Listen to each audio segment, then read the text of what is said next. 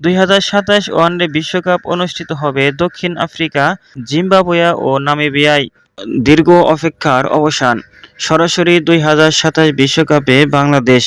দীর্ঘদিনের অপেক্ষা, নানা হিসাব-নিকাশ আর আতঙ্ক কষার অবশেষে অবসান হয়েছে। 2027 ওয়ানডে বিশ্বকাপে সরাসরি খেলার টিকিট নিশ্চিত করেছে বাংলাদেশ। র্যাঙ্কিংয়ের হিসাব ও প্রতিদ্বন্দ্বী দলগুলোর ফলাফলের পর বাংলাদেশ নিশ্চিত করেছে বিশ্বকাপের মূল পর্বের জায়গা। ফলে আগামী বিশ্বকাপে সরাসরি খেলবে টাইগাররা। অন্যদিকে বাংলাদেশের জন্য সুখবরের দিনে বড় ধাক্কা খেয়েছে ওয়েস্ট ইন্ডিজ। সরাসরি বিশ্বকাপে জায়গা করে নিতে পারেননি ক্যারিবিয়ানরা। ফলে 2027 বিশ্বকাপ খেলতে তাদের বাছাই পর্ব পেরিয়ে আসতে হবে। বিশ্বকাপের মূল পর্বে সরাসরি জায়গা পাওয়া বাংলাদেশের জন্য বড় স্বস্তির খবর।